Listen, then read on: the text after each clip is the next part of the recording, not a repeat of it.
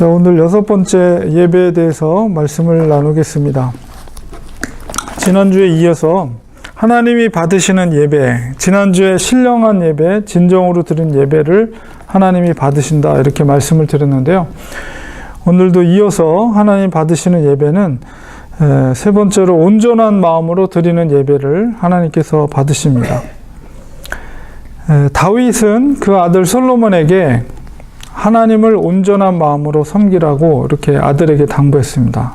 역대상 28장 9절에 보면 내 아들 솔로몬아 너는 내 아버지의 하나님을 알고 온전한 마음과 기쁜 뜻으로 섬길지어다. 여호와께서는 모든 마음을 감찰하사 모든 의도를 아시나니 내가 만일 그를 찾으면 만날 것이요 만일 내가 그를 버리면 그가 너를 영원히 버리시리라. 일평생 하나님을 섬겼던 다윗이 그의 아들이었던 솔로몬에게 당부하고 있는 말씀이죠. 온전한 마음으로 하나님을 섬기라라고 했을 때 이 온전하다라는 말은 히브리 말로 살렘이라는 단어를 쓰는데 이것은 단순하고 갈리지 않은 것으로 하나님만을 섬기는 마음, 그러니까 나뉘지 않는 마음을 이 온전한 마음으로 섬기라 이렇게 그 의미 속에 담겨져 있습니다. 하나님을 섬기면서 겸하여 우상을 섬긴다거나 이렇게 악한 이스라엘 백성들처럼 마음이 둘로 갈라져서 하나님을 예배 드려선 하나님이 그 예배를 받으시지 않는다는 것입니다. 오직 하나님만을 바라보며 하나님만을 의지한다. 그러니까 이스라엘 백성들이 악한 마음을 가졌다는 것은 바알이 오늘날의 물질주의, 그러니까 바알 신은 현실에 복을 주는 신이었기 때문에 거의 역사 속에서 한 1000여여 기간 동안이나 많은 사람들이 그 바알 신을, 지금은 존재하지 않죠. 그러나 다른 형태로 여전히 바알이 오늘날에도 존재하는데 바로 현실에서 복을 주는 신이었기 때문에 풍요와 다신 이런 것을, 다산 이런 것들을 상징하는 신이었기 때문에 사람들은 바알을 섬기곤 했습니다. 심지어는 하나님을 섬겼던 이스라엘 사람들도 바알을 섬겼습니다. 그래서 하나님은 그렇게 마음이 갈려있는, 두 마음이 있는, 하나님을 온전히 주인으로 섬기지 않고 다른 마음이 있을 때 그 예배를 받으시지 않는다. 또 하나님이 기뻐하시는 예배, 네 번째로는 기쁨으로 드리는 예배를 하나님이 받으신다. 예배를 드릴 때 어떤 형식이나 체면이나 이런 외적인 어떤 형편이나 다른 사람들의 눈치를 보면서 드리는 것이 아니라 그 중심 속에 기쁘고 즐거운 마음으로 하나님 앞에 예배를 드리는 것을 하나님이 기뻐하신다. 다윗은 앞에서 우리가 살펴봤던 역대상 28장 9절에 보면 처음엔 온전한 마음이라고 그랬고 그 다음엔 기쁜 뜻으로 하나님을 섬겨라 이렇게 말씀을 솔로몬에게 이야기를 했습니다. 기쁜 마음으로 하나님 앞에 예배를 드려야 됩니다. 말라기에도 보면 말라기 선지자가 성도 이스라엘 백성들이 성의 없이 거칠어로 하나님 앞에 제사를 드리는 것에 대해서 책망을 한 내용이 담겨져 있는데요. 그들이 얼마나 거칠어로 형식적으로 제사를 드렸는지 문제가 있는 제물, 병들고 절고 눈이 먼 제사 제물로서 드리기에 합당치 못한 예물을 그들이 억지로 드리는 것에 대해서 하나님 그들에게 책망하는 내용이 말라기에서에 기록되어 있습니다. 우리 살펴보면 너희가 더러운 떡을 나의 단에 드리고도 말하기를 우리가 어떻게 주를 더럽게 하였나이까 하는도다. 이는 너희가 여호와의 식탁은 경멸히 여길 것이라 말하기 때문이라. 만군의 여호와가 이르노라. 너희가 눈먼 희생 제물을 바치는 것이 어찌 악하지 아니하며 저는 것 병든 것을 드리는 것이 어찌 악하지 아니하냐. 이제 그것을 너희 총독에게 드려보라. 그가 너를 기뻐하겠으며 너를 받아 주겠느냐. 만군의 여호와가 이르노라. 너희는 나 하나님께 은혜를 구하면서 우리를 불쌍히 여겨서서 하여 보라. 너희가 이같이 행하였으니 내가 너희 중 하나인들 받겠느냐. 만군의 여호와가 이르노라. 너희가 내 제단 위에 헛되이 불사르지 못하게 하기 위하여 너희 중에 성전 문을 닫을 자가 있었으면 좋겠도다. 내가 너희를 기뻐하지 아니하며 너희가 손으로 드리는 것을 받지도 아니하리라. 그 중심 속에 정말 하나님을 경외하고 하나님을 기뻐하는 자들이었다면 어떻게 감히 하나님 앞에 이렇게 하자가 있고 문제가 있는 제물을 하나님 앞에 드릴 수 있겠는가? 이것을 말라기 선지자가 이야기하고 있습니다.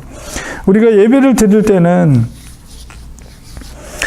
기쁜 마음으로 정말 하나님을 즐거워하는 마음으로 우리가 하나님 앞에 나와서 예배를 드려야 됩니다. 그러니까 예배는 하나님이 우리를 구원해 주신 것에 대해서 감사와 감격 속에서 우러나오는 마음 속에 드려지는 행위라는 것을 생각할 때 예배 자체가 우리는 축제가 되어야 된다. 구원의 축제, 새 생명을 얻은 축제로 기쁨으로 나와야 된다는 것입니다.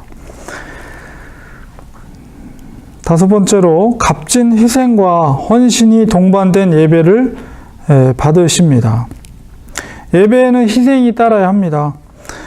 다윗은 값을 지불하지 않고는 하나님께 예배를 드리지 않겠다.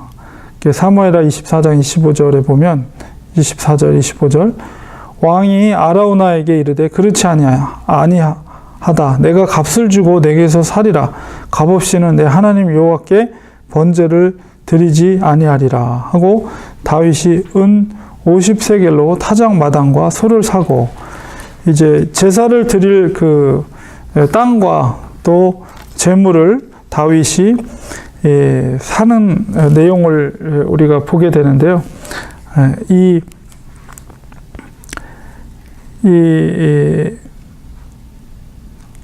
아리오나라는 사람이 왕에게 직접 그냥 아닙니다. 그저 왕께 드리겠습니다. 이렇게 했지만은 다윗은 내가 친히 값을 치르고 하나님 앞에 거룩하게 이곳에서 예배를 드리겠다. 이렇게 고백하는 장면입니다.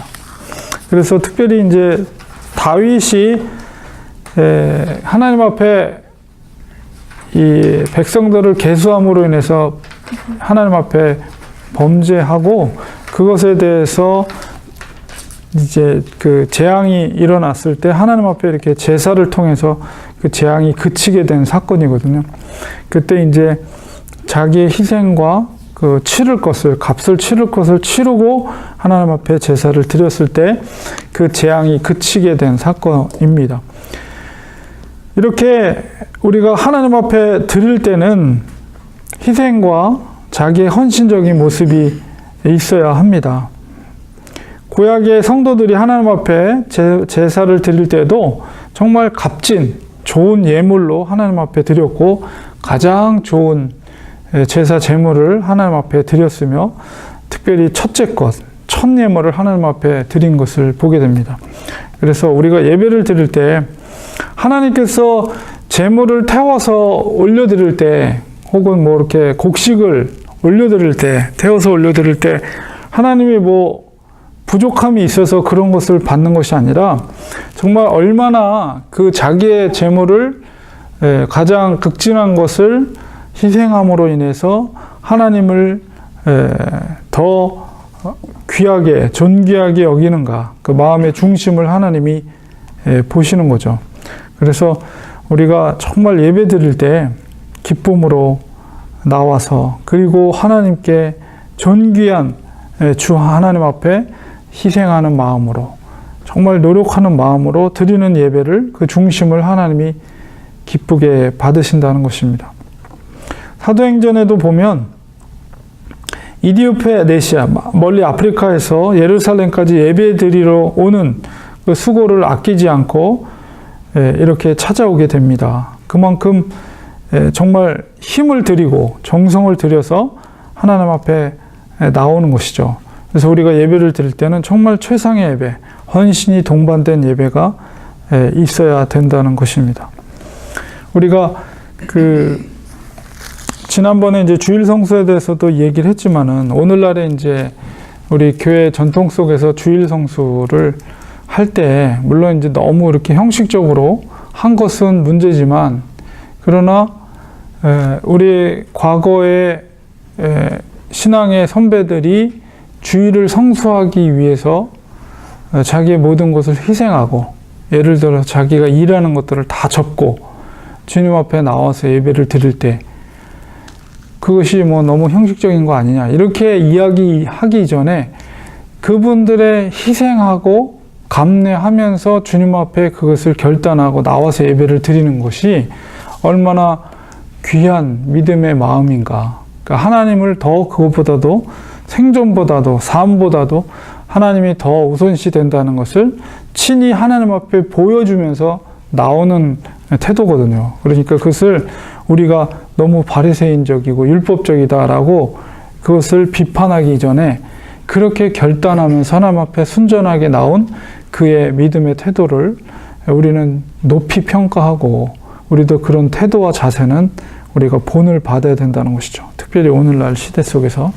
그래서 정말 하나님은 이렇게 정말 정성껏 신령과 진정으로 온전한 마음으로 기쁨으로 그리고 희생과 헌신이 동반된 예배를 드리는 자들의 예배를 그런 예배를 하나님이 받으신다는 것을 우리가 기억하고 이 예배의 자리, 특별히 이제 공예배의 자리에 나와야 된다는 것을 우리가 살펴봤습니다. 그리고 하나님은 이 예배를 통해서 영광을 거두시고 또 우리들에게도 복을 주신다는 것이죠. 우리가 예배를 소중히 여기고 또 예배를 성공한다. 예배를 성공한다는 것은 하나님이 흠양하고 기뻐 받으시는 예배를 드린다는 의미를 담고 있습니다. 하나님의 예배를 정말 진심으로 잘 드리는 사람들을 찾고 계십니다. 신령과 진정으로 드리는 예배를 드리는 자가 많지 않기 때문에 하나님은 정말 그렇게 신실하게 예배 드리는 자를 찾는다라고 이제 요한복음 4장 24절에 이야기하고 있고요.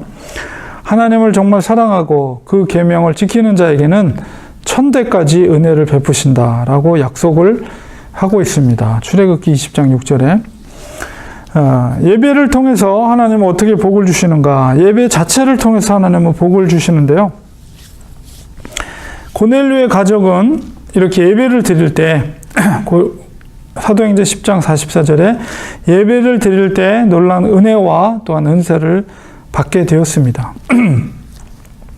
솔로몬 왕도 열왕기상 3장 4절 15절에 보면 하나님 앞에 정성껏 준비된 일천번제, 그러니까 제물을 1000개를 준비해서 하나님 앞에 예배를 드렸죠. 그래서 하나님은 그 예배를 기뻐 받아주시고 그에게 일평생 복을 주셨습니다. 다윗도 무엇보다도 하나님 앞에 예배 드리는 걸 소중히 여겼고 하나님이 복을 주심으로 그가 왕이 되었습니다. 이렇게 하나님은 예배를 통해서 은혜를 받고 예배를 통해서 정말 신령과 진정으로 드리는 그 예배자들에게 복을 주시는 것을 보게 됩니다. 우리가 주님께서 기뻐 받으시는 예배를 그만큼 하나님은 너무나도 즐거워하신다는 것이죠. 그러므로 우리는 예배를 통해서 우리가 복을 주시는 하나님의 은혜를 체험해야 됩니다. 그것은 정말 하나님이 기뻐 받으시는 예배를 우리가 중심 속에서 드릴 때 하나님은 그의 인생 가운데 복을 주시는 것을 우리가 성경 여러 곳에서 발견하게 됩니다. 그러므로 우리는 예배를 기대하고 또 예배를 우리가 물론 복을 받기 위해서 예배를 드리는 건 아니지만 우리가 정말 진심으로 구원의 주이 되신 하나님 앞에 예배를 드릴 때 또 하나님은 그 예배를 통해서 복 주시는 것을 우리가 기대하면서 또한 예배를 드려야 됩니다. 복을 주실 때 또 강림해서 복을 주신다. 예배를 통해서 복을 주시되 직접 내려오셔서 우리가 기도할 때 하나님의 임재를 우리가 사모하면서 기도하잖아요. 그래서 하나님이 직접 강림하셔서 복을 주신다. 내게 토단을 쌓고 그 위에 너의 양과 소로 너의 번제와 화목제를 드리라. 내가 무릇 내 이름을 기념하게 하는 곳에서 내게 강림하여 복을 주리라. 이렇게 하나님이 약속하고 계신데요. 예배 드리는 그 곳에 하나님이 친히 강림하셔서 복을 주시리라고 약속해 주셨습니다. 남을 시켜서 전달하는 것이 아니라 친히 하나님께서 강림하셔서 복을 주시겠다라고 이렇게 약속해 주셨습니다. 그러므로 물론 우리가 하나님이 우리의 육적인 눈으로 보이진 않지만은 우리가 예배 가운데 하나님의 임재하심을 우리가 정말 은혜가 충만할 때 우리는 그것을 체험하게 되거든요. 지금 하나님의 임재하시고 하나님이 기뻐 받으시는 예배라는 것을 우리 심령도 느낄 때가 있어요. 정말 하나님이 기뻐하는 예배구나. 그리고 그 속에서 하나님의 임재하심을 체험하고 하나님께서 직접 우리 심령의 마음속에 음성을 들려주실 때가 있어요. 정말 기뻐 받으시는 예배를 드릴 때 강림해서 복을 주시는 하나님의 은혜. 그래서 똑같은 예배를 드려도 어떤 분들은 정말 은혜를 받는 사람이 있는 반면에 어떤 사람들은 그냥 뭐 형식적으로 싱숭생숭 예배를 드리는 사람도 있는데 정말 하나님의 강림을 체험하면서 드리는 예배, 그런 예배를 우리는 사모해야 됩니다. 그리고 또한 예배 드리는 곳에서 복을 주신다. 특별히 공예배로 만나는 장소, 하나님과 약속된 장소에서 예배 드리는 자를 하나님이 축복하십니다. 주님의 이름을 기념하게 하는 곳에서 내게 강림하여 복을 주리라. 이렇게 약속하셨죠. 아까 읽었던 부분이 출애굽기 20장 24절인데 그 이름을 기념하는 곳은 바로 오늘날에는 공동체 교회죠. 주님의 교회. 그 예배 드리는 그곳에서 복을 주시기로 약속해 주셨습니다. 필요한 시간을 다 쓰고 아무 데서나 잠깐 예배를 때우는 식으로 드리는 사람과 정말 어려움을, 그것도 핍박을 견디면서 가게의 문을 닫고선 혹은 특별히 이제 남자들은 군대 생활 한국에 있을 때 그랬잖아요. 그래서 군대 생활할 때 주일날에 교회 가기가 물론 요즘은 다 보장돼 있지만 옛날에는 무슨 뭐 주일날도 무슨 작업이 있거나 이러면 열애돼서 교회를 간다는 것이 고참들 눈치 보이잖아요. 그래서 혼자서 빠져나가서 편안하게 저 녀석은 작업 안 나가고 혼자 편하게 하려고 예배당에 간다. 뭐 이렇게 고참들이 얘기하기도 하고. 그런데 그런 핍박 가운데 상황 가운데 좀 또 상황이 달라도 그것을 감수하고 이겨내고 하나님 전에 나와서 눈물로 드리는 예배와 다른 거죠. 하나님은 그 중심을 보시는데 아무리 어렵고 힘들어도 주님의 날에 성전에 나가서 예배드리는 믿음, 하나님은 그 믿음을 기뻐 받으신다는 것입니다. 제가 전에도 이제 예를 들었던 에릭 리들이라는 사람, 올림픽 금메달리스트였죠. 영국의 스코틀랜드 금메달리스트였는데 결승전이 있는 날이 주일이었어요. 그래서 자기는 주일을 성수하기 위해서 나는 이 경기를 나는 달리지 않겠다.